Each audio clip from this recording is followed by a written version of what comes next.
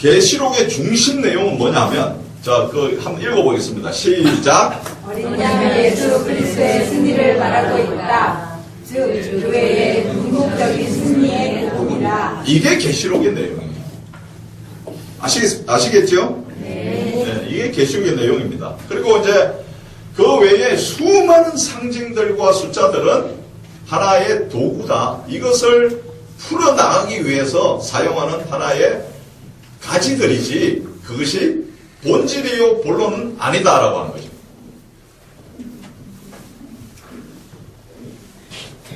뭐 반복된다고 할 수 있는데 이 책이 쓰여진 주된 이유는 예수 그리스도의 승리를 알리고자 하는 것입니다. 자, 여기 계시록에 보면 이긴다는 내용이 계속 처음부터 반복되고 있습니다.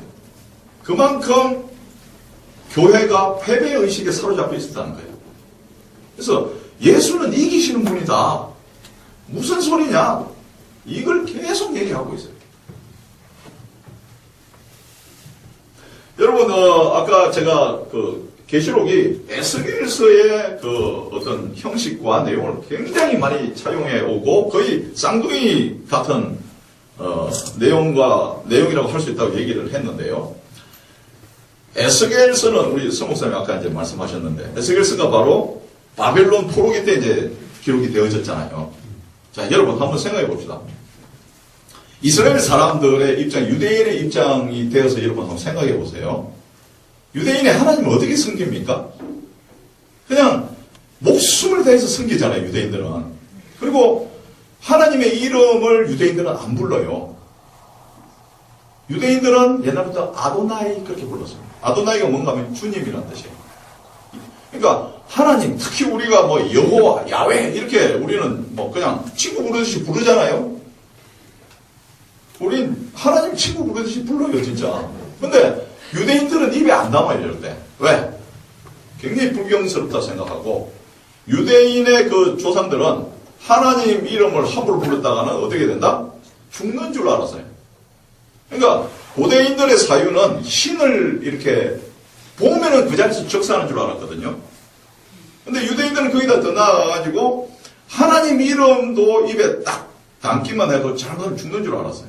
그 정도로 끔찍하게 경건과 거룩함을 유지하려고 노력한 게 이제 이스라엘이고 또 하나님의 전지전능하심에 대해서 정말 신뢰하는 사람들이 이스라엘 백성들이었습니다. 그래서 이 사람들이 하나님의 성전 하면은 그냥 목숨 거는 거예요. 그런데 보세요. 그 이스라엘이 바벨론이 쳐들어와가지고 성전을 그냥 싹 밀어버렸어요. 그리고 예루살렘에 있는 사람들을 전부 다 잡아가가지고 포로로 끌고 갔습니다. 자, 이런 상황에서 대출.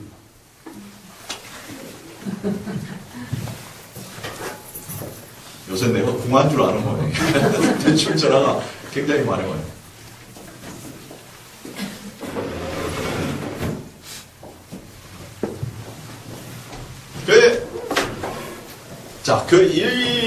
이스라엘이, 물론 이 사람들이 죄악에 굉장히 빠져 있었지만, 그래도 하나님을 의지하고 믿는 마음은 변하지 않아요, 이 사람들이. 이제, 구약의 내용을 보면요. 이단과 우상이 들어와가지고, 하나님하고 이 사람들이 같이 섬기기 시작한 거예요. 어쨌든 하나님을 배척하지는 않습니다, 이스라엘이.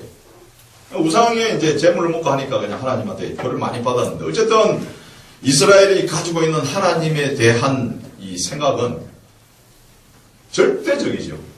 그리고 이제 그 고대인들이 갖고 있는 이 어떤 사유 구조는요, 각자가 가진 신이 있어요. 각 나라와 민족의 신이 있습니다. 그러면 나라와 민족과 싸움을 붙잖아요. 그러면 이기는 나라는 결국 그게 무슨 얘기인가 하면 그 나라의 신이 이기는 거예요.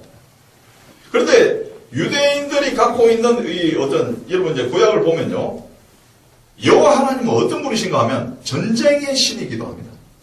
그 정도로 싸움을 잘하는 신이에요. 안 지는 분이에요, 안 지는 분. 그러니까 만왕의 왕이요 만군의 주가 되시는 분이라는 거예요.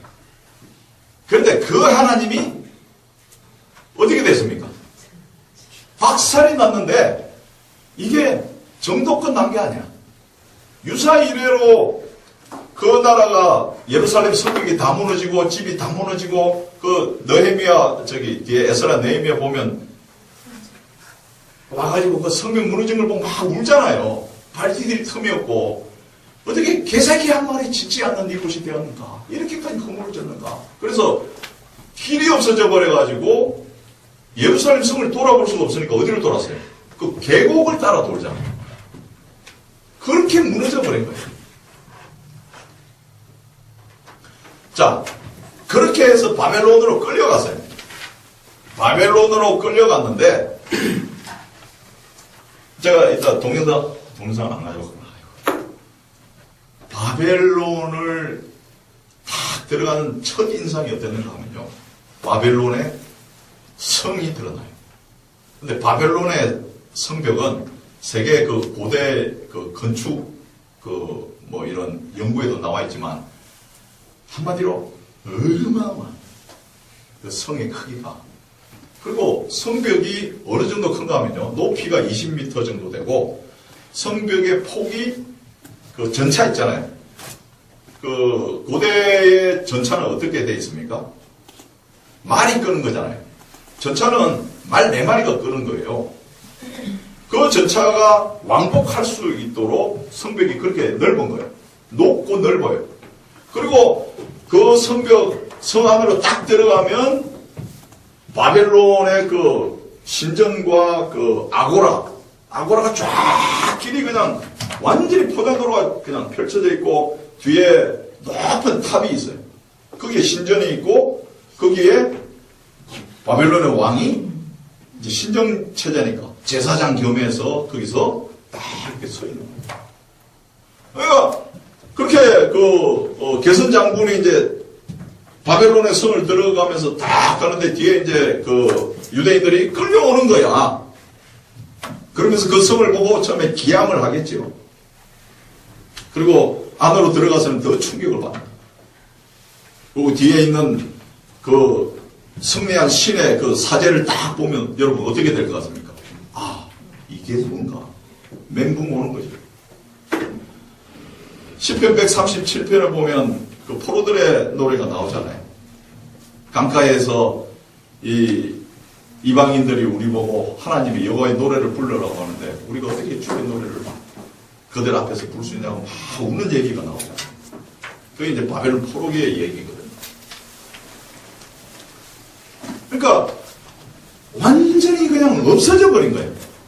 성전도 없어지고 예루살렘 성도 다 무너졌고 그들은 포로로 끌려갔고 그리고 와서 보니 바벨론이라고 하는 이 어마어마한 나라가 이게 듣도 보도 못한 엄청난 나라였고 강대한 힘을 가지고 있고 그걸 보면서 유대인들은 아, 하나님? 우리가 믿던 하나님 누구지? 라는 생각을 해볼 수밖에 없죠. 그때 잡혀온 사람 중에 하나가 에스겔이에요. 근데 잡혀온 지 5년 만에 이제 에스겔에서 보면 5년째 되는 날이라고 되어 있잖아요. 5년째에 하나님이 에스겔에게 환상을 보여주기 시작합니다. 그러면서 환상이 기묘한 이야기가 나와요. 근데 내 짐승의 얘기가 나오고 막 이상한 그런 형상이 나오는데 그 형상들 위에 뭐가 딱 있어요. 뭐 형상들 밑에 보면 바퀴가 있고 눈이 있고 막 이상한 그런 형상들이 나오는데 그 위에 뭐가 보이기 시작합니다. 보니까 그것이 바로 하나님의 보좌였어요. 할렐루야. 그러니까 이 에스겔도 잡혀와가지고 5년째 되던 날 유대인들은 성전에 예배 못 드리면 죽는 민족들이에요.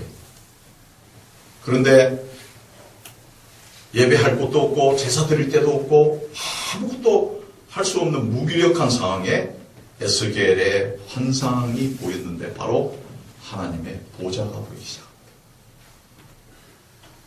이 보좌의 의미는 뭔가 하면 바로 하나님이 나 여기 있어. 너희들과 함께 왔어. 하는 이야기였습니다. 할렐루야. 네. 이 에스겔은 굉장히 놀라운 이야기였어요. 에스겔의 맨 마지막에 보면은 여호와 산마로 끝나요. 여호와 산마가 무슨 뜻입니까? 여호와께서 함께 하신다. 그러니까 모든 것이 끝나고 다 없어지고 전멸한 것 같았지만 그 바벨론에 끌려온 유대인들 가운데 하나님의 보좌가 있다는 것을 에스겔에게 보여주고 성전이 더 놀라운 성전이 예비되어 있음을 이야기해 주는 것이 에스겔서예요. 할렐루야. 아멘. 그것이 에스겔서예요. 내용이. 나 여기 있어. 요한계시록이 에스겔서를 그대로 갖고 와서 이야기하고 있어요.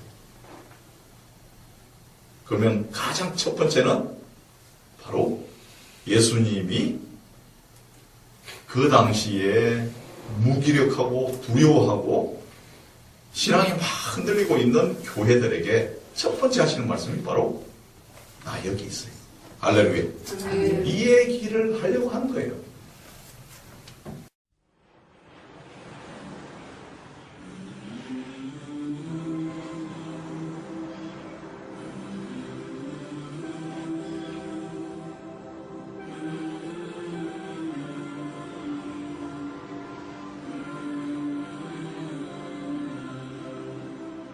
By the rivers of Babylon, there we sat down. Yeah, we will. When we remember Zion. By the rivers of Babylon, there we sat down. Yeah, we will. When we remember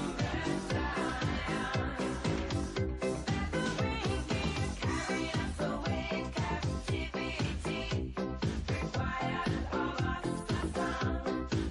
Now how shall we sing the Lord's song in a strange land?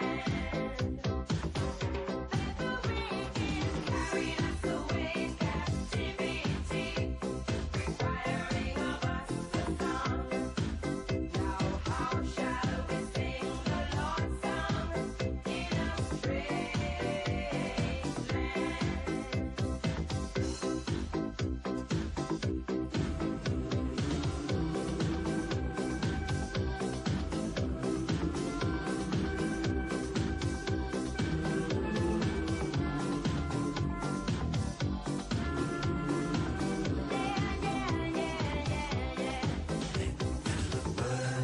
Of our mouth and the meditation